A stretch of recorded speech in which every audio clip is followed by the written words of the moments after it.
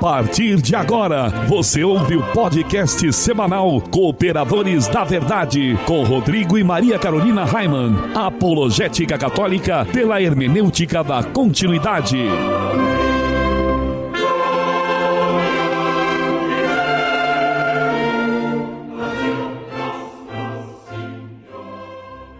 Olá, amigo ouvinte, paz e bem, aqui quem vos fala é o professor Raimann. Estamos começando mais um podcast semanal Cooperadores da Verdade, apologética católica pela hermenêutica da continuidade. Aqui se fala a verdade, custe o que custar, doa a quem doer. E quem está aqui comigo é a Maria Carolina Raimann. Tudo bem, Carol? Tudo ótimo, Raimann, graças a Deus. Salve Maria! Um grande abraço a todos os nossos irmãos desta terra de Santa Cruz, que nos acompanham no site, nas redes sociais e nas diversas rádios que nos retransmitem.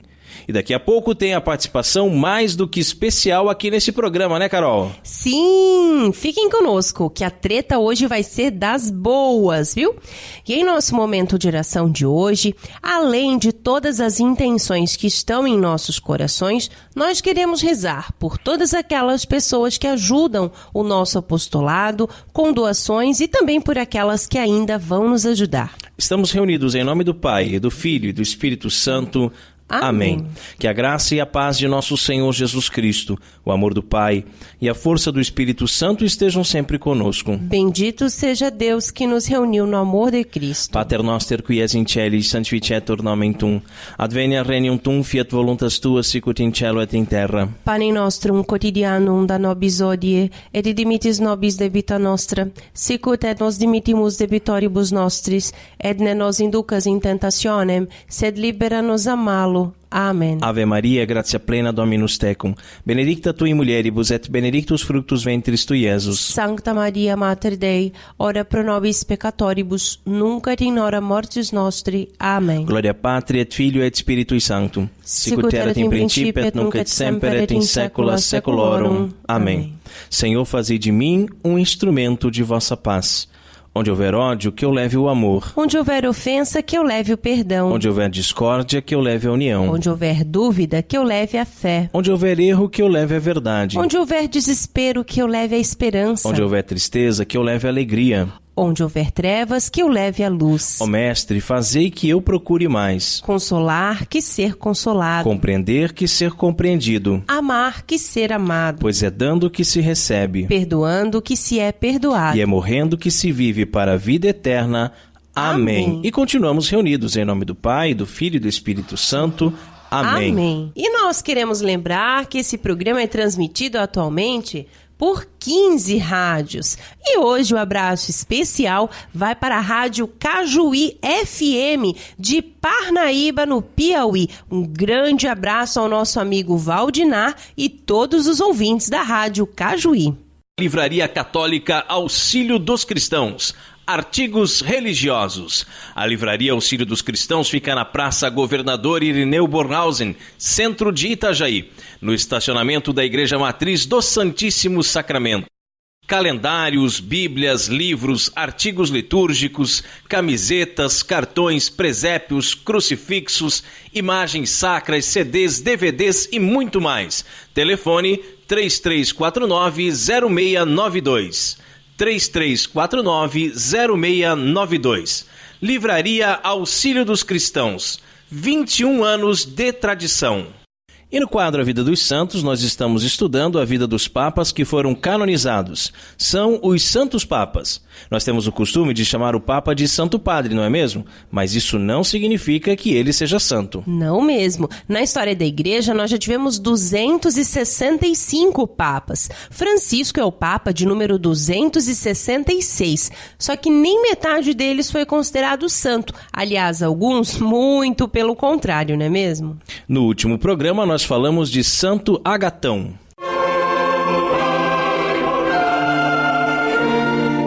A vida dos santos. Carol, quem foi o Santo Papa escolhido para o programa de hoje? O santo de hoje é São Leão II. Conta pro povo, então, Carol, um pouquinho sobre a vida de São Leão II. Na Nascido na Sicília, Itália, no ano de 611, Leão era um homem de múltiplos conhecimentos. Fontes e relatos históricos dizem que ele era atlético, eloquente, instruído nas escrituras sagradas, bom conhecedor das línguas grega e latina, perito em cantos e salmos, mestre de ciências, elegante nas palavras e no estilo, atencioso com os pobres e dedicado a socorros espirituais e temporais. Ele viveu em um momento em que o Império Romano enfrentava crises que o levariam à ruína. Os romanos não eram capazes mais administrar todo o território que haviam conquistado, deter as invasões dos povos ditos bárbaros e progredia a escassez de escravos. Por sua vez, a Igreja Católica já havia se constituído como instituição religiosa de diversos poderes, a ponto de ocupar a lacuna deixada pelo Império Romano. Com o falecimento do Papa Agatão, Leão foi eleito para ser o seu sucessor no dia 17 de agosto de 682. O Papa Leão II permaneceria muito pouco tempo à frente da Igreja Católica, mas, assim mesmo, sua atuação seria marcante o suficiente para ser considerado santo anos mais tarde. Uma das decisões mais importantes do seu papado foi a condenação do Papa Honório I, acusado de heresia em função de sua postura duvidosa sobre o monotelismo, uma doutrina condenada à época por defender que havia uma única vontade em Jesus Cristo. Por outro lado, Leão II foi benevolente e acolheu fraternalmente muitos hereges arrependidos. Sobre as tradições católicas, o Papa Leão II ordenou a restauração da Igreja de Santa Bibiana e explorou com especial atenção o culto aos mártires São Sebastião e São Jorge. O Papa Leão II faleceu no dia 3 de julho de 683, encerrando um curto período de aproximadamente 10 meses de papado. Anos mais tarde, ele se tornaria um dos santos da Igreja Católica. São Leão II, rogai por nós. Encontre os Cooperadores da Verdade nas principais redes sociais: Twitter, Instagram, SoundCloud, Facebook e YouTube, como Os Cooperadores. E não se esqueça também de visitar o nosso site, cooperadoresdaverdade.com. Feller Contabilidade, do nosso amigo Diácono Vital. A Feller Contabilidade fica na Rua Aldílio Garcia, número 479. Nesta você pode confiar. Atendimento de segunda a sexta-feira, das 8 ao meio-dia e das 13h30 às 17h30. Telefone 3346-2333. fellercontabilidade@matrix.com.br, em frente à Secretaria da Paróquia São Cristóvão de Itajaí, Santa Catarina. Feller Contabilidade, a sua empresa nas mãos certas. E se você também gostaria de anunciar a sua empresa no programa Cooperadores da Verdade, entre em contato conosco e ajude-nos a evangelizar. E com o objetivo de adquirirmos um novo notebook para a gravação do nosso programa, nós estamos fazendo uma vaquinha. Isso mesmo, entre em nosso site, clique em Vaquinha com K, o link fica lá no canto superior direito. Nós precisamos da sua ajuda para melhor servi-lo. Mas se preferir, você pode se tornar sócio do Clube do Ouvinte dos Cooperadores da Verdade. E ao se tornar um sócio, além de ajudar e muito com essa obra de evangelização, tem várias recompensas. Entre em nosso site e clique em apoia.se, está lá do lado da vaquinha. Você pode contribuir com qualquer valor a partir de R$5 e assim nos ajuda a evangelizar. Não fique de fora dessa, seja um sócio evangelizador, nós contamos com você. E no quadro mais treteiro do nosso programa, hoje vamos falar sobre as mudanças na igreja depois do Concílio Vaticano II.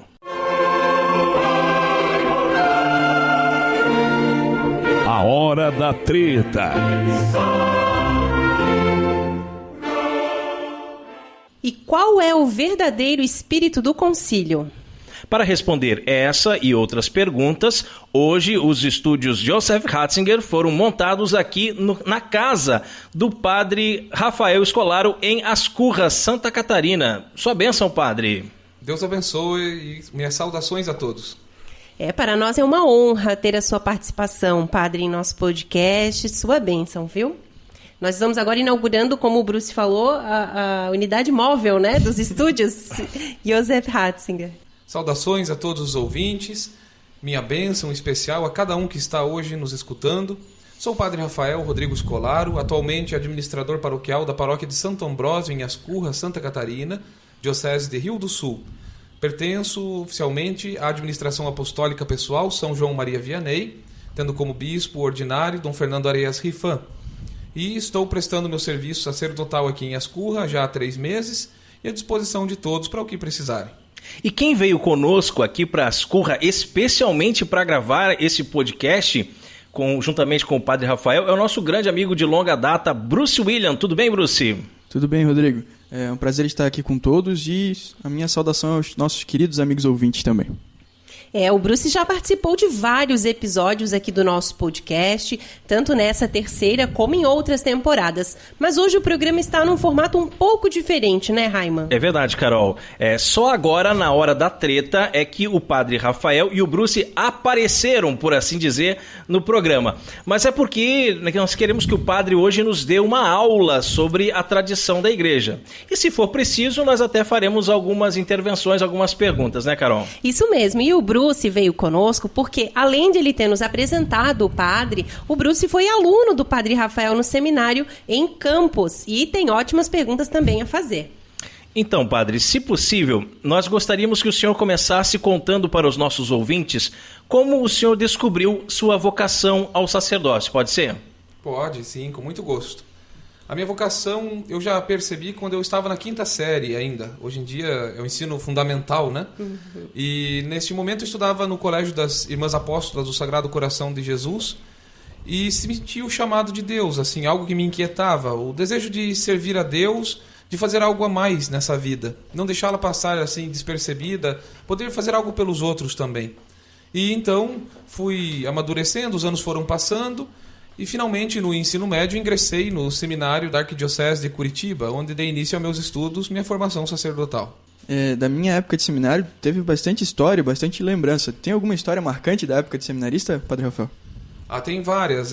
Teve uma oportunidade onde eu estava na França, quando eu continuei minha formação em Courtalin, lá no norte da França.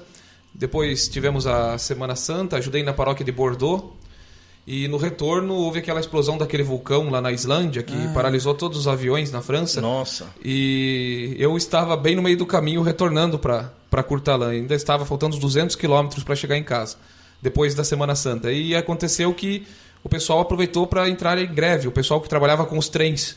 E eu estava na cidade de Tours quando aconteceu isso. E não conhecia nada, mal falava o francês.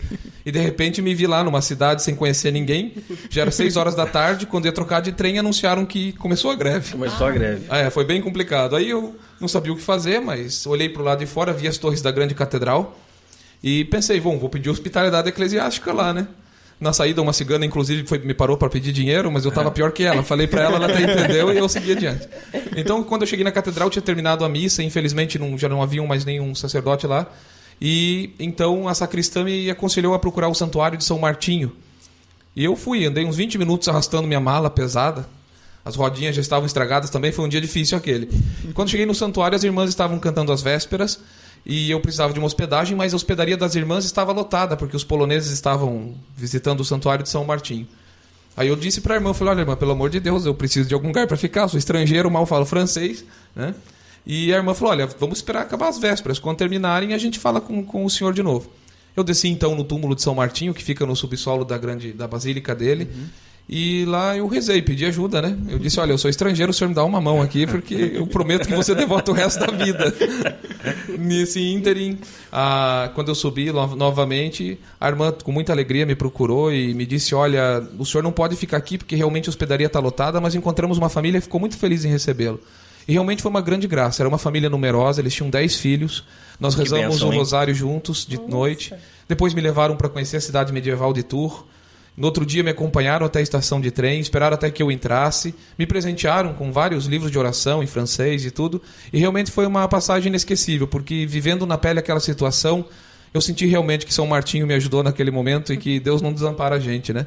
É verdade, é verdade. E ainda mais a França, né, que Está acabando o catolicismo na França, né, praticamente. E você encontrar uma família católica numerosa que possa te acolher, isso aí foi realmente só por São Martinho mesmo, né? A situação religiosa lá é muito difícil, né? Nós morávamos no território da diocese de Chartres, onde tem a grande catedral, 7 bispos canonizados. Imaginem, numa só diocese. Sim. E acontece que certa vez o bispo nos visitou e contava que de 400 paróquias que haviam nos anos 40, hoje restam 28. Nossa, muita diferença. De 28 paróquias, ele tem apenas 26 padres. E metade desses padres tem mais de 75 anos. Nossa. Então, uma diocese tão antiga, tão bonita, com tanta história, hoje se encontra numa situação lastimável. Nós sentimos a dor junto com o bispo, realmente, de ver a situação da igreja na França hoje. Agora, conta para nós um pouco como o senhor conheceu a forma extraordinária do rito romano. Então, eu era seminarista na Arquidiocese de Curitiba e lá eu era membro da comissão de liturgia da Arquidiocese e houve então uma palestra promovida num hotel da cidade sobre a liturgia na forma extraordinária. O cônego responsável pela pastoral de liturgia me pediu que eu fosse então para assistir e quando eu fui eu fiquei muito interessado. E a partir daquela palestra eu entrei em contato com o Instituto do Bom Pastor, que deu continuidade aos meus estudos, né? Fiquei 2 anos e meio então no Chile, depois fiz um tempo de apostolado em Bogotá, na Colômbia, e concluí os estudos no norte da França. Eu quando conheci a forma extraordinária do rito, fiquei assim maravilhado. Né? Foi um divisor de águas realmente na minha vida. Quando eu assisti uma missa no rito extraordinário pela primeira vez, parece que deu aquele estalo dentro de mim, eu entendi agora o que é o sacrifício da missa. E depois, mais tarde, fui levar a Carol, também eu acredito que o sentimento dela foi mais ou menos o mesmo. Assim. Agora, recentemente, nós levamos um amigo nosso, o Antônio, para assistir a missa ali em Palhoça, né, com o padre Murilo. Também ele disse, meu Deus, o que é isso? Como se a pessoa tivesse ido na igreja católica pela primeira vez na vida. Sabe? A gente fica meio atordoada, assim. Eu lembro da minha sensação, né, quando o Raimundo me levou a primeira vez, da gente passar a vida toda, eu já, né, tinha o quê? 30 e tantos anos. Quase 30, não. 30 não tinha feito 30 ainda. Não precisa entrar na idade. Não tinha feito 30. Você que perguntou a idade, mas, né? Não, assim, porque, né, você imagina, você viver quase 30 anos da sua vida achando que a igreja é só aquilo ali e não é, né? E, na verdade, ela tem uma coisa, assim, realmente é muito bonito. Isso, é importante a gente lembrar que a igreja ela tem um tesouro muito grande, Exato. que ela tem 2000 anos sobre essa terra e que ela é uma obra de Deus, não nossa. Sim. E dentro desse baú, desse imenso tesouro, nós não temos traças ou coisas ruins, mas pelo contrário, nós temos riqueza da mais fina, da mais santa e da mais pura possível. E esta riqueza toda ela se expressa de várias formas, através da arte, da cultura, da música e também, inclusive, de forma muito mais excelente da liturgia. Nós temos uma riqueza de formas litúrgicas antigas na nossa igreja que com certeza são algo a se olhar com muito carinho.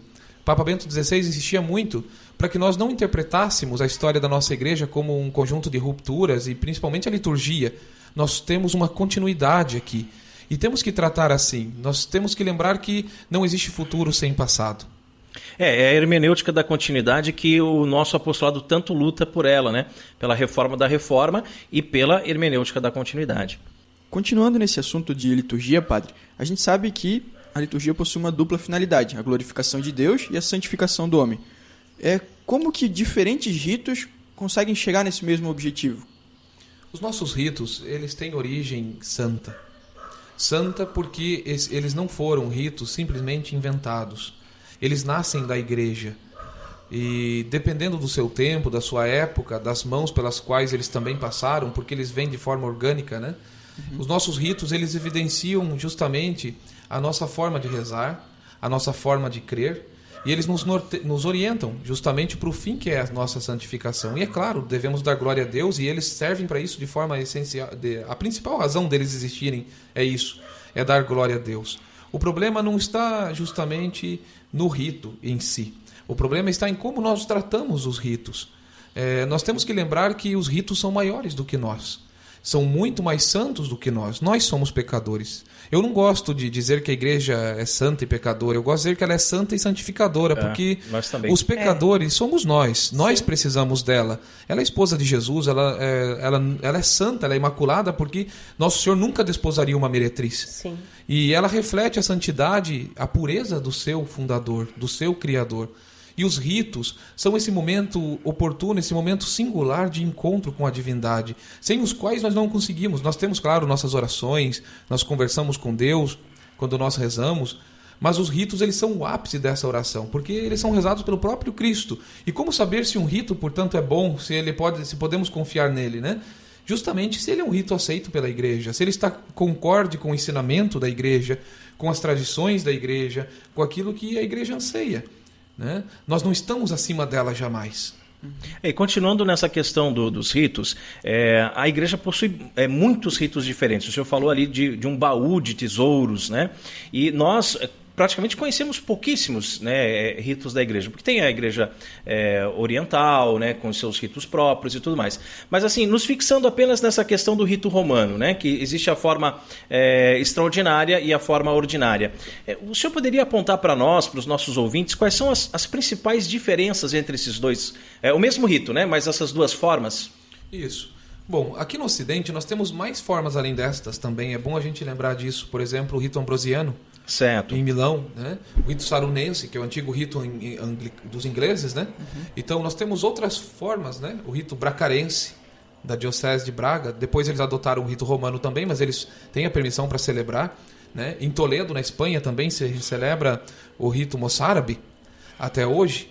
Então nós temos dentro do Ocidente várias famílias ritualísticas. Dentro do rito romano, como você disse, Raimann, nós temos o rito romano na forma ordinária e na extraordinária. Na extraordinária é o rito já canonizado lá atrás, com São Gregório. Nós costumamos dizer rito de São Pio V, mas é muito anterior. Às vezes as pessoas acham que a missa tridentina, assim chamada, começou justamente ali no Concílio de Trento. Concílio de Trento, mas é bem anterior. Na verdade, ela é apostólica. Né? E justamente ela foi sendo canonizada e protegida pelos papas no decorrer da história e chegou até nós, até o Concílio Vaticano II. Mas eu não digo que ela chegou só até o Concílio, ela continua porque ela nunca deixou de ser celebrada. E o rito ordinário, que foi aquele que foi adotado a partir do Concílio Vaticano II, que nos trouxe o missal do Papa Paulo VI, né? O missal sancionado pelo Papa Paulo VI. E que também é um rito reconhecido pela Igreja, é o rito que Sua Santidade celebra, é um rito no qual é possível também a santificação, evidentemente, porque já pelo fato de ser canonizado pela Igreja, nós já temos que confiar. A partir do momento que nós começamos a desconfiar da Igreja, nós nos colocamos numa postura protestante. E temos que tomar cuidado com isso, sabe? Nós não estamos acima do magistério. E temos que cuidar, sabe por quê? Porque o pecado do orgulho, que é aquele velho pecado de Lúcifer, estivemos agora há poucos dias de São Miguel Arcanjo, né? O velho pecado do orgulho nos acompanha. Nós não estamos aqui para apontar o dedo para o Papa e nem para os bispos. Não, nós estamos aqui para construir o reino de Deus nessa terra. E é importante respeitar as formas rituais. Nós não podemos impor uma forma a ninguém também. Eu acredito que tem que ser uma coisa sadia. Nós temos que nos tratar como família e nunca ver isso com divisões. Temos que ver como riqueza, né? Hoje estamos aí celebrando Santa Teresinha do Menino Jesus. Ela assistiu à missa, digamos, né? A missa tridentina, eu prefiro chamar então na forma extraordinária, que é a missa antiga, né? Ela assistiu essa missa, se santificou com ela, como tantos outros santos, e nós estamos aqui agora e temos que nos santificar também. Então, isso tudo é um processo onde nós não devemos nunca colocar uma antítese, né? Um rito como antítese do outro, mas como bem vocês fizeram, eu acredito, iluminados por Deus de escolher o nome do estúdio, Joseph Ratzinger, nós devemos lembrar que o rito ordinário, que é o rito corrente hoje, ele vem do extraordinário. E há muito que um possa compartilhar com o outro nesse processo. E nós, padres, eu acredito, temos que procurar ter essa abertura, essa sensibilidade, essa acolhida de receber a forma como as pessoas querem rezar. Exato, né? E não ver como um retrocesso, né? Quando tem um grupo que vem pedir para que seja celebrado no rito extraordinário, tem alguns padres que têm assim uma barreira, uma coisa, não, mas isso aqui é voltar ao passado, né? Agora esse rito não existe mais. E isso não é verdade. É bem interessante que o senhor falou que o rito ele nunca foi interrompido e ele também nunca foi proibido, né? Nunca foi. A propósito, sobre nós, muitos padres eles se colocam numa postura contra, porque, infelizmente, não por mal, não é que eles estão querendo prejudicar as pessoas. Eles estão aí trabalhando, lutando pelas suas paróquias, pelos seus fiéis, mas nós temos que levar em conta também uma questão formativa. Isso é muito sério, sabe? Eles estão lutando, muitos acham, não, agora nós vamos voltar ao passado com medo, como se o passado fosse muito ruim, né? Mas não é isso. Acho que nós precisamos ser muito abertos e ouvir a voz da igreja. O Papa Francisco, quando interpelado sobre a missa antiga, ele disse certa vez que nunca proibiria a missa que primeiro ele celebrou na vida, sabe? Então, acho que isso é uma riqueza. Não devemos ver a igreja como um grande museu. Ela não é isso. O nosso bispo Dom Fernando Rifan, lá da administração apostólica, ele insiste sempre, né, que a missa na forma antiga, ela incentiva muito a questão da oração, da devoção, né, do sacrifício redentor de Nosso Senhor, enquanto que na missa, no rito ordinário, se evidencia bastante a participação do povo, né, a atuação do povo na oração também ali da igreja. Cada uma tem seus aspectos positivos. Eu acredito que quando nós procuramos a convivência pacífica, que é o que acontece, por exemplo, em Campos, que dá muito certo entre a Diocese de Campos e o Bispo, inclusive elogiada pelo Papa, né, a convivência pacífica, o respeito, o enriquecimento mútuo, a gente tem uma família tranquila, como deve ser uma casa. Sem divisões, acolhendo as pessoas. Nós falamos muito dos vários carismas que existem na igreja e devemos estar abertos a todos realmente, não só aqueles que nos agradam como pessoa, né? E outra coisa que eu acho muito interessante que o senhor falou e muito importante para os nossos ouvintes é essa questão de que a gente tem percebido, padre, que existe alguns institutos, algumas confrarias, alguns grupos de pessoas que se dizem tradicionalistas, aconselhando a não assistir à missa nova. É melhor que vocês se reúnem só para rezar um terço do que assistir a missa nova. Se não tem missa no rito extraordinário na sua cidade, não assistam a missa nova. Eu sempre achei isso um grande absurdo. E essa sua fala agora veio complementar muito bem isso. E eu pergunto, né? Pergunto e espero a resposta. E quem está acima do Papa? Exato. Né?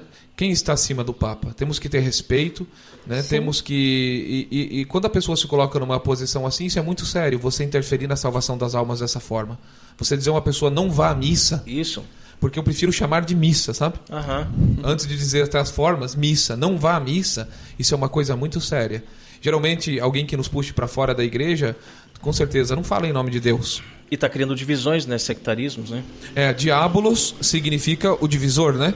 Então, eu entendo, às vezes até quem fala isso, eu entendo também, às vezes a pessoa vê alguns abusos, vê algumas coisas, fica revoltada, mas nós temos que pensar que problemas sempre houveram na história da igreja, problemas com rito também sempre houveram.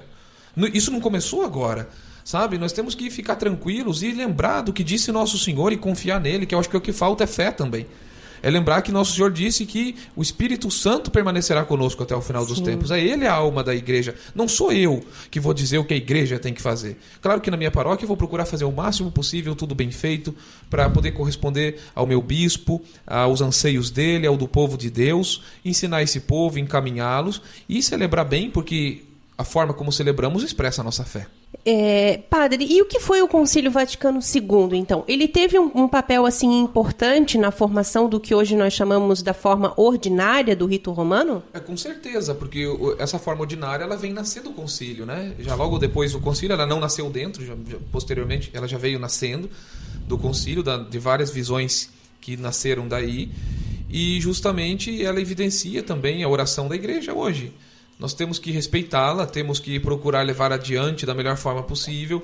E lembrar, eu acredito uma coisa que por experiência pessoal eu posso dizer, é que quando a gente conhece as duas formas, eu digo para vocês como padre, experiência pessoal, respeito a todos, ninguém é obrigado a passar por isso, né? Mas me ajudou muito a celebrar tanto uma forma como a outra, conhecer as duas.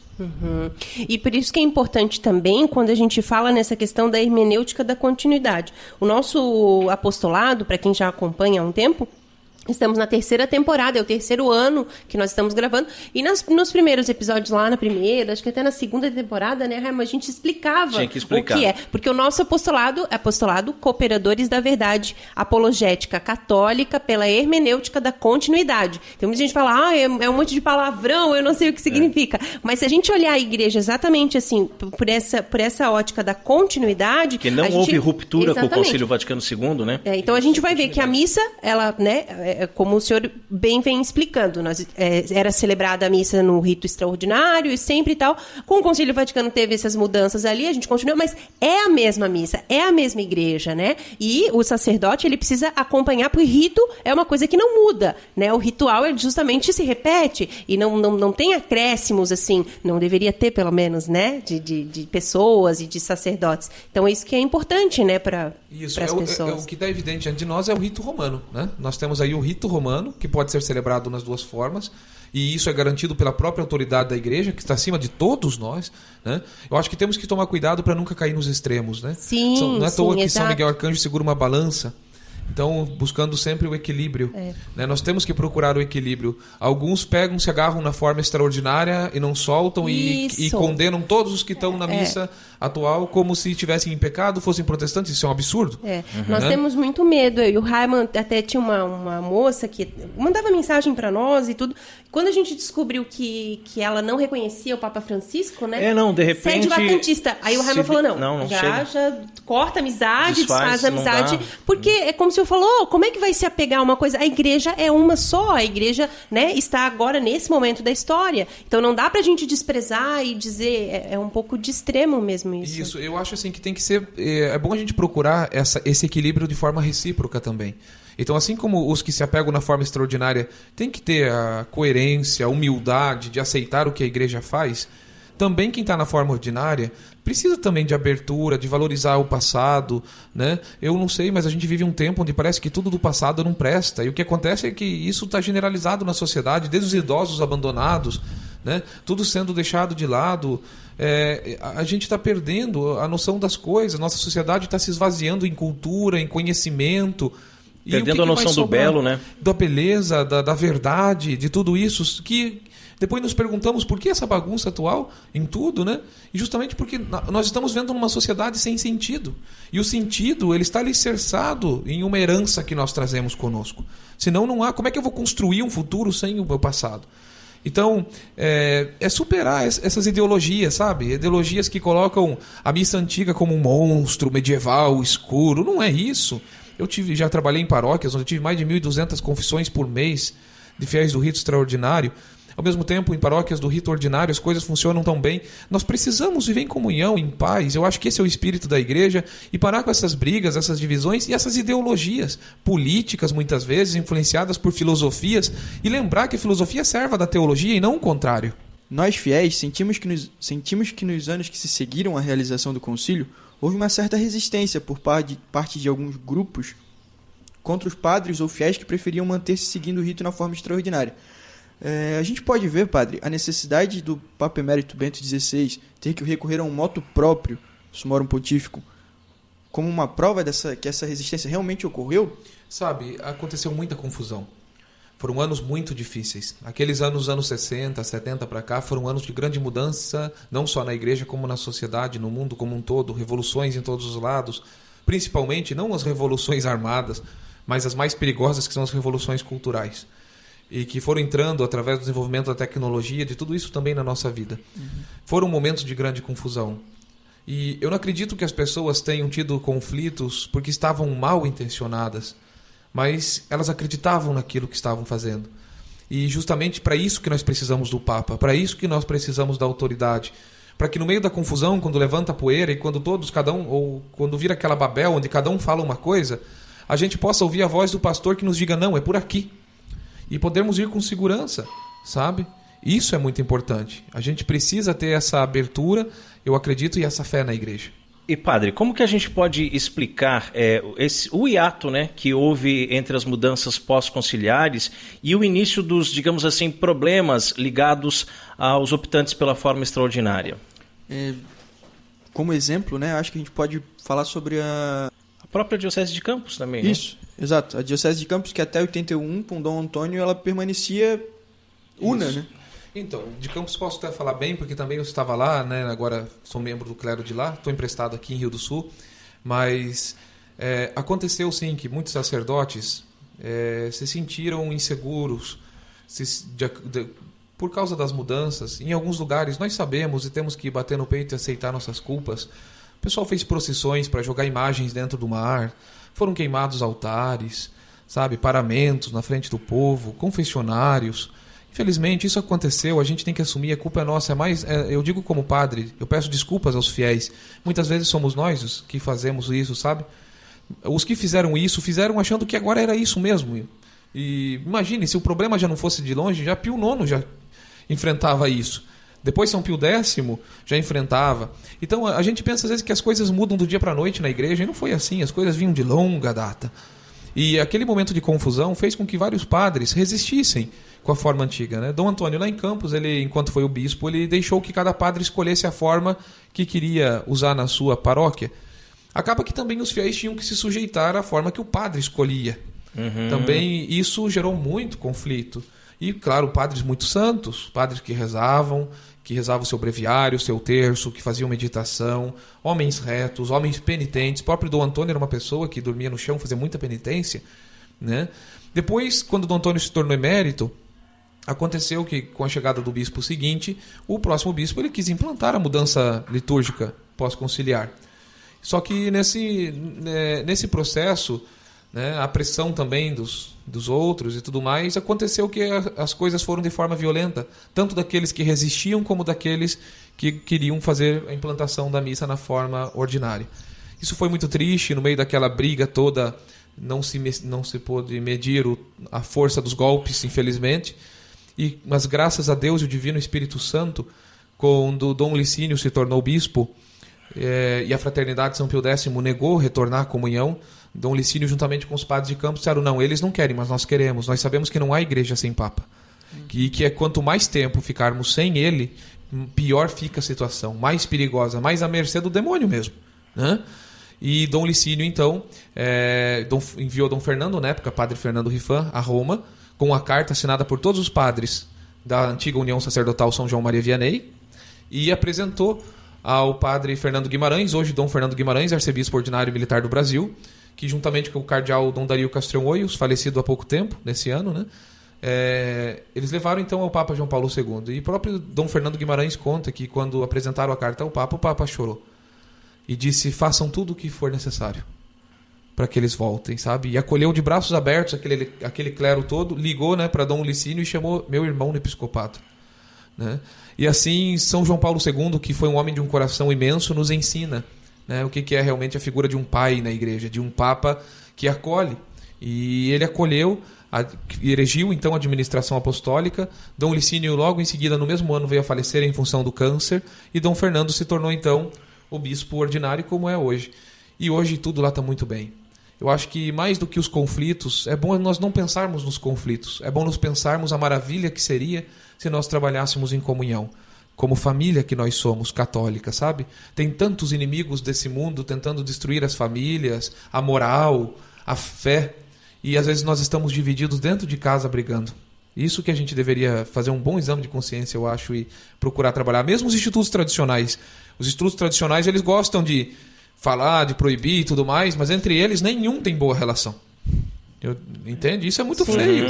E isso é um antitestemunho, e nós mesmos devíamos repensar. Porque que exemplo que estão dando, sabe? Entre si mesmo não dão um testemunho para reconstruir alguma coisa. Porque se você fala com um determinado instituto ou fala com outro, ele não vai dizer só não vá na missa nova, ele vai dizer não vá também na missa tradicional daquele instituto. E agora o problema está onde? Daí agora já se dividiu em muitas partes. Eu acho que já achamos aí o orgulho que a gente estava procurando. O senhor falou ali da maravilha que está hoje, né? A administração apostólica teve todos os problemas, mas ali a gente percebe que houve a humildade, né? E talvez o que esteja faltando para esses outros institutos que nós estamos comentando é isso, realmente a questão da falta de humildade, dessa soberba de não querer reconhecer o Papa, de não querer se submeter à obediência mesmo à Santa Igreja. Eu até gostaria de perguntar, como é que o senhor vê a situação da Fraternidade São Pio X? A gente pode ter esperança de que em breve eles vão retornar à comunhão com a Igreja Católica, ou isso é uma coisa que está muito distante ainda? Eu acredito que a esperança a gente nunca deve perder, sabe? Porque é uma virtude teologal sem a qual nós estamos perdidos, né? Principalmente, é claro, aí me refiro à esperança da salvação, mas quando nós falamos dos nossos irmãos, eles rezam o terço, eles comungam. O Papa Francisco deu a eles jurisdição de confissão, deu jurisdição de casamento, desde que eles procurem o pároco local para que seja realizada a cerimônia. Puxa vida, a igreja está fazendo de tudo. Eu rezo por eles todos os dias.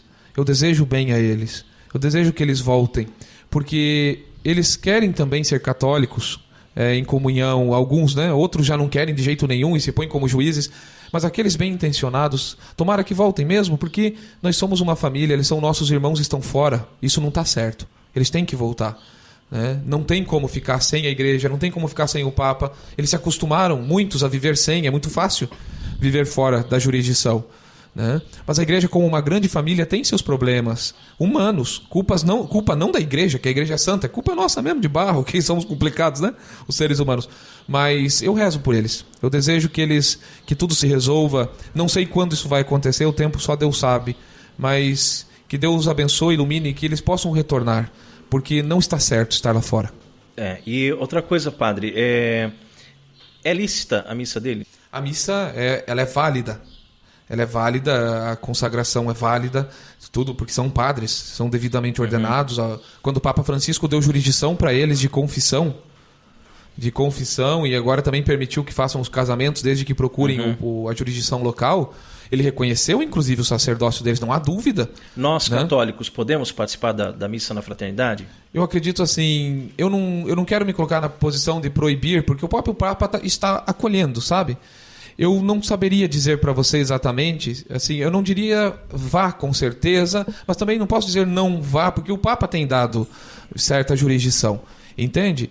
Eu não quero me colocar como juiz da fraternidade, sabe? Eu queria mais me colocar como um irmão disposto a recebê-los assim que eles queiram voltar. Mas é claro que tendo a possibilidade de você frequentar a missa num local que está em plena comunhão, plena, essa palavra plena é importante, Sim. Não parcial comunhão, né? Então é preferível, né? Então, eu poderia levar em consideração um caso extraordinário, digamos que você não tenha como participar da missa. Sim, num local que esteja em plena comunhão, eu poderia ir na fraternidade.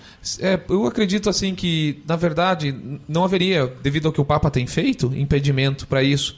Mas o problema são, às vezes, as pregações de alguns. Exato. Justamente isso que nós falávamos em off, não se remete apenas, né? A ir buscar o sacramento, mas é as pregações, né? Por exemplo, se você vai numa missa onde as pessoas estão falando mal, às vezes, do Papa, não estou falando que eles estejam fazendo isso, por favor. Não estou dizendo isso. Mas agora, pode acontecer, né?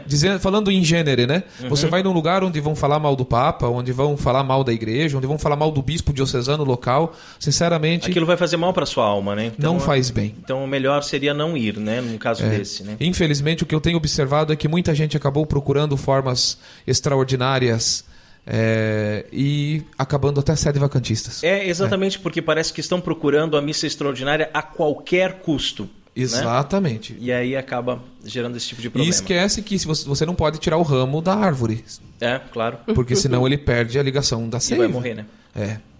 Bom, muitos tendem a polarizar a questão da liturgia na forma extraordinária entre os que enxergam no Concílio Vaticano II uma ruptura e que, portanto, deve se voltar absolutamente tudo a ser como era antes, né? Enquanto outros, ditos progressistas, ao verem o Concílio Vaticano II também como uma ruptura, optam por enterrar tudo que aconteceu antes para seguir apenas o que a igreja ensinou do concílio em diante. São dois extremos, né, Carol? Exato, é aquilo que a gente já havia falado, né? Então, essas duas posições apresentaram ou apresentam perigo para a unidade da igreja, padre? Eu sei que o senhor já falou, né, um pouquinho sobre isso também. Eu acho que a palavra que tu disse que é mais importante aqui é ruptura. A igreja já disse que não há ruptura. Portanto, qualquer um que trabalhe a partir de ruptura não está fazendo o que a igreja pede, sabe? Então, já é mau sinal. Eu acredito assim, padre, que quem realmente é de boa vontade lê os documentos do concílio consegue entender que não há ruptura. Mas tem muita gente que não leu os documentos do concílio e quer trazer o tal do espírito do concílio, que é o título desse programa. Qual que é o espírito do Concílio Vaticano II? Aí eles querem levar para um espírito de ruptura, tanto de um lado como para o outro, né? Tanto de um lado que diz assim, isso tudo ficou no passado, agora é tudo novo, vamos esquecer o que passou, vamos queimar as casulas romanas, né? Como o outro lado que vai dizer, né, que não, que é diferente e tal. Então, quer dizer, essa questão do espírito do Concílio Vaticano, que é pessoas desinformadas, pessoas que não leram os documentos, pessoas que não estão interessadas em saber o que é de fato o Concílio Vaticano II, que é mais um concílio entre tantos na igreja, e não que ele está começando uma nova igreja, uma nova era dentro da Igreja Católica, né? Exatamente, é lembrar dessa continuidade, lembrar também de procurar ter sempre bom senso, humildade, porque as pessoas, vocês podem acompanhar isso em blogs, em sites, todas as discussões sobre esse tema são bem acaloradas, tanto de um lado como do outro. E aí a gente só vê, claro, aparecer o homem mesmo, é o homem brigando. né? O Espírito Santo não está brigando, entendeu? As pessoas da Santíssima Trindade não estão brigando entre si, os santos não estão brigando entre si, entende? Eu acho que a gente precisa sim ter essa coerência e entender a continuidade, insistir muito nisso, porque é isso que a igreja está pedindo. Claro, aí a pessoa diz, não, mas eu não quero seguir isso. Bom, mas isso é responsabilidade sua, não é a igreja. Padre, nós sabemos que os Dom Antônio e Dom Lefebvre foram signatários dos documentos conciliares e, portanto, acreditavam na correta interpretação desses documentos. Teriam eles praticado o que anos depois o Papa Bento XVI chamou de hermenêutica da continuidade? Olha, Dom Lefebvre, ele era um homem muito perplexo diante de tudo. No meio daquela confusão toda, ele era um homem que rezava, sabe? Ele é um homem também, os dois tinham devoção ao Papa. Só que meio daquela confusão, com aquela poeira toda levantada, eles também ficaram imersos no meio dessa confusão. Muitos gostam de atacá-los e tudo mais.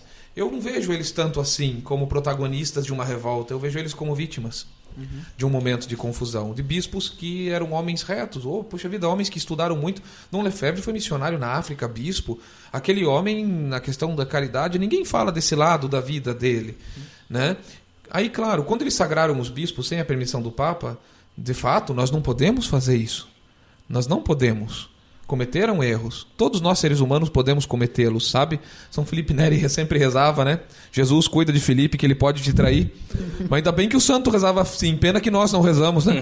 E que não temos consciência de que cada um de nós pode cometer erros e cair em pecados bem feios.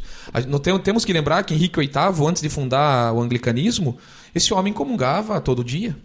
Assistia a missa todo dia. E, de repente, o estrago que ele começou continua até hoje. Entende? Nenhum de nós está isento de cometer erros na história. Mas até dos erros que aconteceram com eles, Deus pode tirar bens disso. Entende? Não se trata de nós encontrarmos aqui culpados.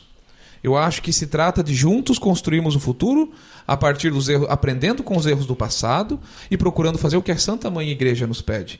Hoje nós vivemos um grande problema, como vocês mesmos falaram. É bom frisar que o próprio Concílio Vaticano II, ele se definiu como um concílio também pastoral, principalmente pastoral, porque ele visava isso, a participação das pessoas, a pastoral, né? E muita coisa boa foi feita nesse tempo. Eu conheço muitos padres santos, né, que se dedicam aqui na diocese mesmo de Rio do Sul. Nós temos 22 padres diocesanos, desses metade tem mais de 70 anos. Muitos padres que estavam na idade já de talvez ir diminuindo o seu trabalho por causa da saúde, estão aí dando sangue, atendendo capela, se sacrificando. Eu acho que nós temos que ser mais cristãos. Eu acho que está faltando cristianismo. E padre, olha, embora nós saibamos que estamos envoltos aí num mar turbulento, navegamos com a tranquilidade de quem possui o Pai ao leme. Uma tranquilidade advinda da confiança que nós temos em nosso Senhor e em sua promessa de sempre assistir sua igreja.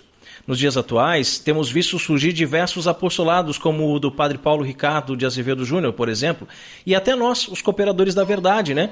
Apostolados que vêm rendendo ótimos frutos. O senhor também se sente otimista quando vê as obras que o Espírito Santo tem suscitado na igreja militante? Assim, muitas coisas têm... Aliás, é interessante, sabe, Raiman, a gente lembrar que Nosso Senhor sempre tem suscitado, né? Sempre, em todos os momentos. Nós estamos às vésperas da festa de São Francisco de Assis e ali nós dobramos os joelhos, né, diante daquele que até a ONU reconheceu como homem do milênio. Então, sempre o Espírito Santo envia. E, de fato, existem muitos esses movimentos hoje que visam o resgate da doutrina, da fé. Eu percebo, infelizmente, nós às vezes erramos em não ensinar mais a doutrina às pessoas. Nossos católicos muitas vezes não sabem mais como é a sua fé, ou em que consiste ser católico, que nós temos compromissos com a religião, que a religião não é apenas um passatempo, uma vez por semana, ou pior ainda, hoje em dia, uma vez por mês, ou olhe lá, só quando eu espero receber um sacramento, que eu vou receber não porque eu tenho fé, mas porque eu tenho um costume, ou porque minha avó vai brigar comigo se eu não receber. Entende? Então, nós temos um problema atual, eu acredito, não referente somente a essa questão litúrgica, mas eu acho que é de catecismo. Nós temos que voltar ao catecismo. Claro, é importante sim a Lectio Divina, ela é super importante, é importante essa leitura orante da Sagrada Escritura e tudo mais, mas quando a gente não tem os fundamentos da doutrina, aí nós estamos expostos, muito expostos, a fazer só o que a gente acha. Nós estamos num mundo onde todo mundo acha alguma coisa. Todo mundo tem uma opinião sobre tudo, inclusive e principalmente sobre a coisa mais sagrada e importante que é a religião. É cheio de achismos e cheio de cada um tem a sua verdade, né? Exatamente. Eu, Padre Rafael, sabe, eu tenho minhas opiniões, mas eu prefiro sempre, como dizia Santa Catarina, é melhor errar com o Papa do que acertar sem ele. Acertar sozinho, né?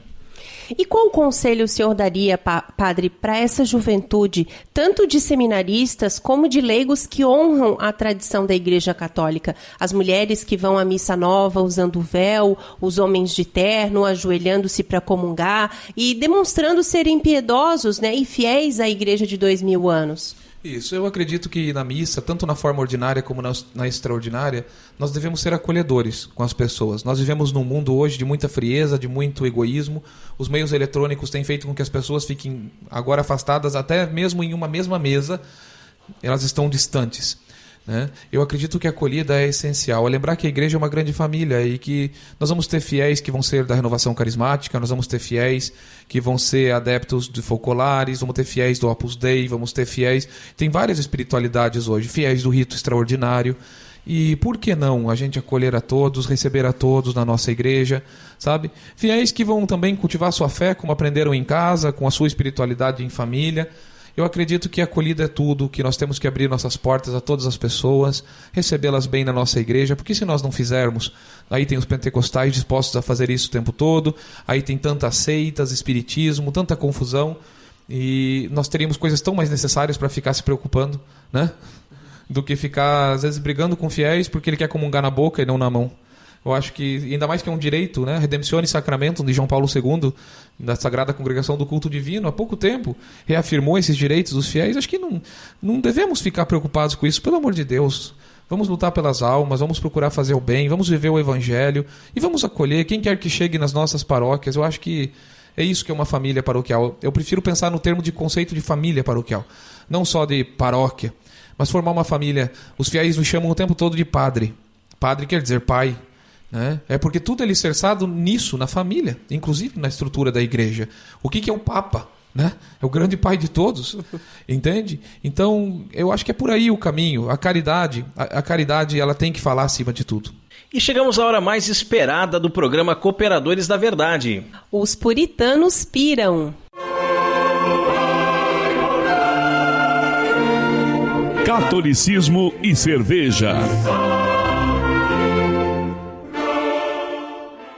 E a cerveja de hoje é uma Heimann Beer Witbier, a Zitronade. Sim, você ouviu direito. É uma Heimann Beer, cerveja feita pelo professor Heimann. Essa cerveja você não encontra à venda em nenhum outro lugar. Aliás, pela ridícula legislação brasileira, a venda é proibida. As cervejas de Heimann Beer são produzidas apenas para consumo próprio e para deleite dos amigos. Há algum tempo que eu consegui realizar o sonho de ser cervejeiro caseiro, sabe, padre? E produzir as minhas próprias cervejas. E aí nós pensamos, por que não degustá-las aqui no programa Cooperadores da Verdade, não é mesmo? Sim, nós já degustamos várias cervejas da Heimann Beer aqui no programa e agora chegou a vez da Zitronade.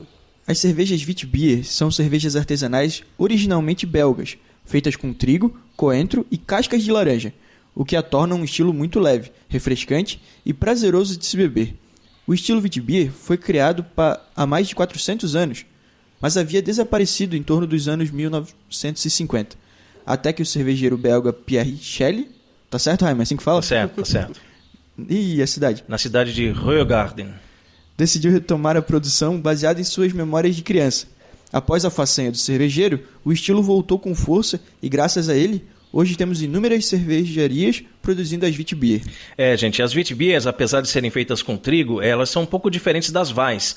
As Witbier são cervejas turvas de cor amarelo palha, com espuma branca e cremosa. O aroma é geralmente adocicado, com toques de mel ou baunilha. E notas cítricas, no caso da nossa, de limão, né? Porque no lugar da casca de laranja, nós usamos a casca de limão nessa cerveja. E é uma cerveja muito bonita, leve e ideal para se beber no verão, num dia que está quente aqui em Ascurra como hoje, ela vai muito bem. Se você é fã das Weiss, não deixe de provar uma boa Witbier. Heimann, explica pra nós por que o nome Zitronade. Então, o Zitronade, né? Ah, tá, desculpa. Bom, primeiro eu queria dizer que nós já fizemos uma Witbier, que é a de laranja. A de laranja eu coloquei o nome de Hogendorn, né? E já expliquei no programa por quê. Aí você escuta lá o programa anterior para poder saber. Essa de limão eu juntei duas palavras em alemão. Zitrone, que é limão, e limonade, né? Que obviamente é limonada, né? Então ficou a Zitronade. Muito bem, boa sacada. Então o estilo é uma Witbier da família Ale, a graduação alcoólica dela é 4,2%, ela usa 2 tipos de malte, temperatura ideal para consumo é entre 5 e 11 graus, ela tem um leve amargor de 13,7 IBU e está disponível em garrafas de 600 ml. O copo sugerido para consumo é o tumbler. Ela harmoniza perfeitamente com peixes suaves, sushi, frutos do mar, queijo brie, camembert e queijos de cabra. Em todos os programas, nesse quadro, nós fazemos a oração da bênção da cerveja. Mas hoje, como nós temos a honra de ter um sacerdote, pela primeira vez nos Cooperadores da Verdade, né, nós pedimos para que ele reze, de preferência em latim. Pode ser, padre? Pode, vamos benzer então, né? Vamos lá. Isso, vamos invocar a proteção de Santa Brígida, da Irlanda, que é a padroeira de vocês, né? Isso. E vamos então abençoar essa cerveja. Adiutorium nostrum in nomine Domini, Qui fecit caelum et terram, Dominus vobiscum, et cum spiritu tuo. Oremos. Benedice Domine creaturam istam cerevisie, quam ex adipe frumente producere dignatus est, ut sit remedium salutarium anno generi, et presta per invocazione in nominis tui santi, ut quicunque ex abiberint sanitatem corporis, et enim tutelam percipiant, per Christum Dominum nostrum. Amém. Amém. Vamos lá, vamos experimentar, vamos ver se ela tá boa, Senhor. Baixou bem? Tem um cheirinho de limão. Nossa, um cheirinho bom de limão. Tem um cheiro de limão e ela tá bem cítrica mesmo, né? Fica à vontade para pegar mais, padre. Isso. Eu sei que a minha opinião não é levada muito em consideração aqui nesse quadro, mas das que eu experimentei é a melhor, Raimundo. Ah, sim, muito obrigado. Olha, isso é bom sinal, hein? Obrigado. Tá muito boa. Não, ela é bem refrescante, né? Porque e ela ficou com uma carbonatação boa, né? Ela dá uma espuma bem persistente. E você que está nos ouvindo agora também sabe fazer cerveja e quer ter a sua obra-prima degustada aqui no programa Cooperadores da Verdade e ainda ganhar uma propaganda na faixa, então entre em contato conosco. O nosso e-mail é contato@cooperadoresdaverdade.com. Catolicismo e cerveja conta com o apoio da Beer House Cervejas Especiais.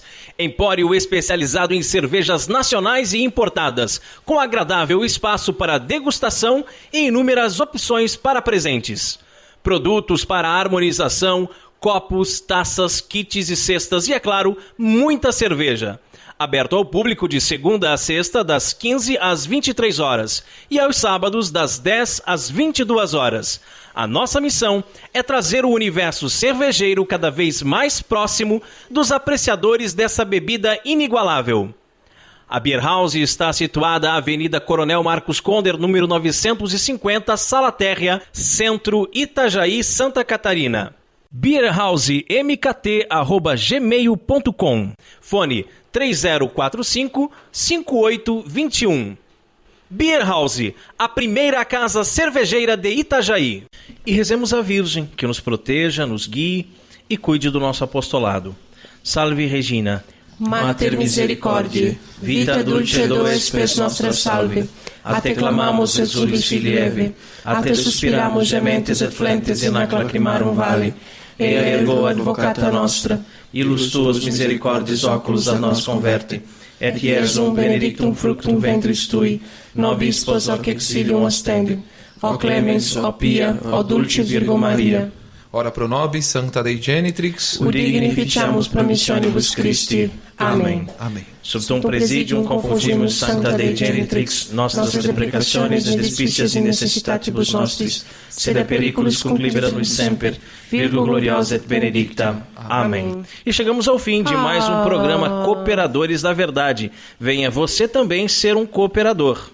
Colabore com esse apostolado, fazendo a sua doação para que possamos adquirir equipamentos melhores e manter esse programa no ar. Contamos com a sua generosidade e também com a sua oração. Muito obrigado a você que nos acompanhou nesse podcast. Ajude a divulgar compartilhando nas redes sociais. Foi um prazer estar aqui com todos novamente e até a próxima. Muito obrigado pelo convite.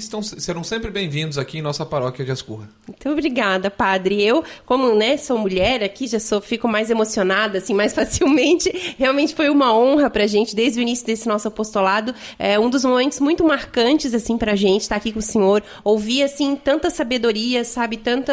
Tantos esclarecimentos, assim, que eu tenho certeza foram pra mim e serão pra muitas outras pessoas, viu? Muito obrigada também. Salve Maria Imaculada. Salve Maria. Obrigado, Bruce. Obrigado, Padre Rafael. Obrigado, Carol, meu benzinho. Obrigado, queridos ouvintes. Rezem por nós e fiquemos todos com a bênção do Padre Rafael Escolaro. A bênção de Deus Todo-Poderoso, Pai, Filho e Espírito Santo, desça sobre vós e permaneça para sempre. Amém.